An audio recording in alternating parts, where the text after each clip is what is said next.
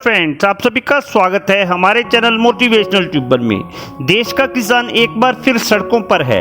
इस बार वजह वो 3 अध्यादेश हैं जो मोदी सरकार ने पास किए हैं और अब इन्हें संसद में बिल के रूप में पेश कर दिया है।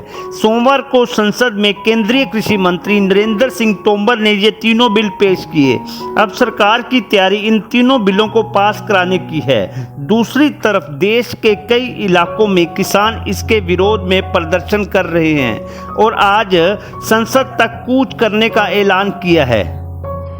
कृषि क्षेत्र से जुड़े ये तीनों बिल हैं कृषि उपज व्यापार और वाणिज्य बिल, आवश्यक वस्तु संशोधन बिल, मूल्य आश्वासन और कृषि सेवाओं पर किसान समझौता बिल।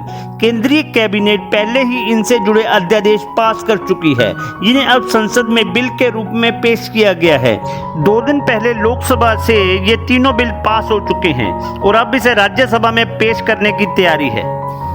सरकार के इन फैसलों का विरोध तब से किया जा रहा है जब से अध्यादेश पास किए गए हैं।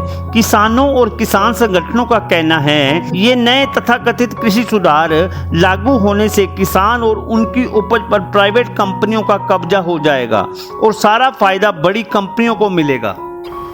सबसे पहले कृषि उपज व्यापार और वाणिज्य बिल की बात करें तो ये अध्यादेश राज्यों के कृषि उत्पाद मार्केट कानूनों के अंतर्गत अधिसूचित बाजारों के बाहर किसानों की उपज के फ्री व्यापार की सुविधा देता है। इस अध्यादेश के प्रावधान राज्यों के एपीएमसी एक्ट के प्रावधानों के होते हुए भी लागू रहेंगे।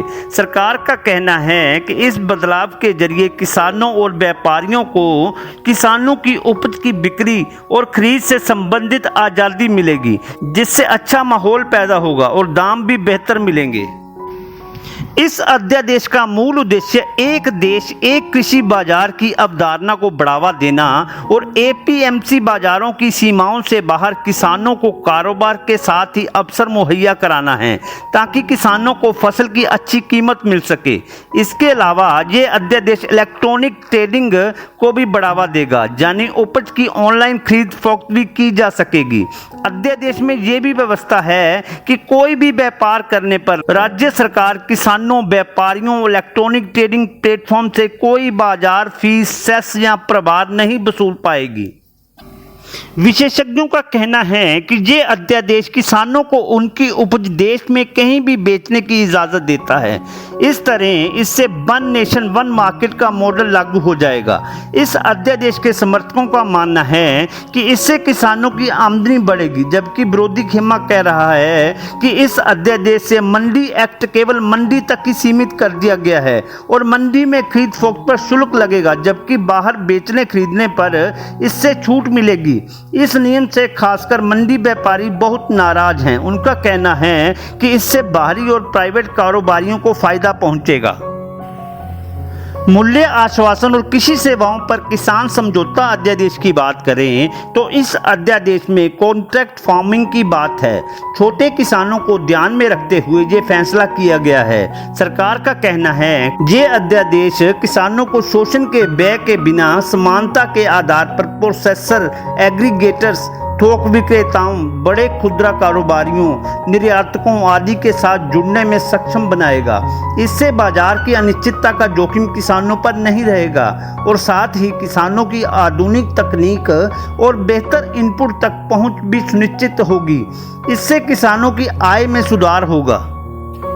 सरकार का कहना है कि ये अध्यादेश किसानों की उपज की वैश्विक बाजारों में आपूर्ति के लिए जरूरी आपूर्ति चेन तैयार करने को निजी क्षेत्र में निवेश आकर्षित करने में एक उत्प्रेरक के रूप में काम करेगा। किसानों की ऊंचे मूल्य वाली कृषि के लिए तकनीक और परामर्श तक पहुंच सुनिश्चित होगी, साथ ही उन्हें ऐसी फसलों के लिए तैयार बाजार भी मिलेगा।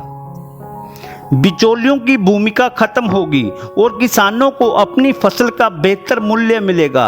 हालांकि इसका विरोध करने वालों का दावा है कि अब निजी कंपनियां खेती करेंगी जबकि किसान मजदूर बन जाएगा।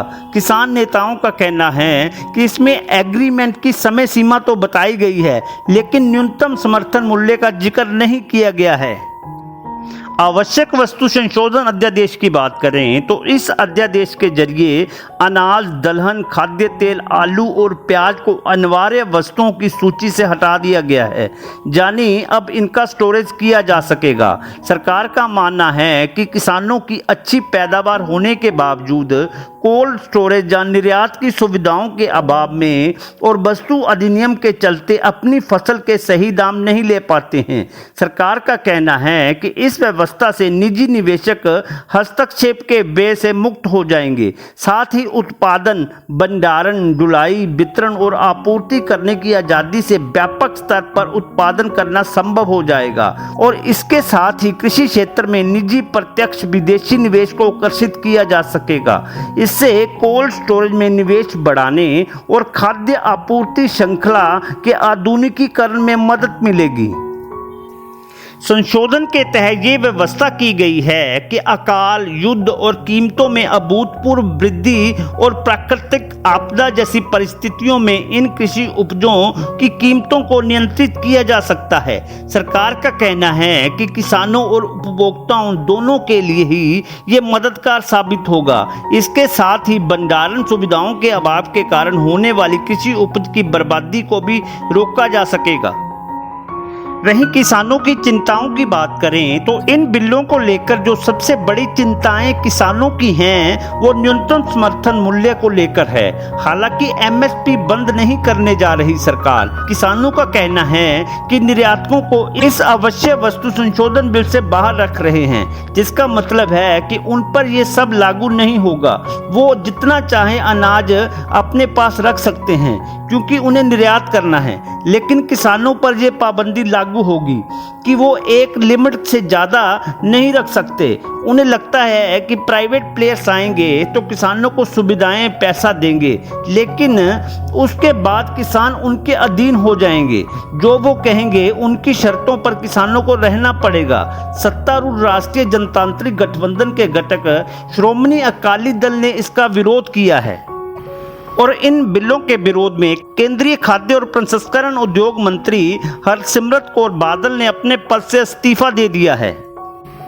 वहीं मूल्य आश्वासन और कृषि सेवाओं पर किसान समझौता अध्यादेश का विरोध करने वालों का दावा है कि अब निजी कंपनियां खेती करेंगी जबकि किसान मजदूर बन जाएगा। इन विधेयकों पर जानकारी देते हुए भाजपा के राष्ट्रीय अध्यक्ष जेपी नड्डा ने प्रेस कॉन्फ्रेंस की। नड्डा ने बताया कि सरकार किसानों के हित में 3 विधेयक लेकर आई है। इन विधेयकों को कृषि क्षेत्र में निवेश बढ़ाने के लिए लाया गया है। उन्होंने कहा कि पहले इन विधेयकों का कांग्रेस द्वारा समर्थन किया जा रहा था, लेकिन अब वे इस पर राजनीति कर रही है। नड्डा ने इन विधेयकों के बारे में जानकारी देते हुए कहा कि आवश्यक वस्तु विधेयक 1955 का है और उस दौरान उपज काफी कम हुआ करती थी, जो अब बहुत बढ़ गई है। इसलिए अब इस बिल में संशोधन करते हुए अपवाद की स्थिति को ध्यान में रखा गया है।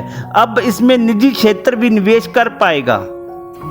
उन्होंने बताया कि किसानों के व्यापार और वाणिज्य अध्यादेश के जरिए किसानों को अपने उत्पाद बेचने के लिए सुविधा प्रदान की गई है। इसके पास होने के बाद किसान मंडी के बाहर भी अनाज बेच सकेंगे।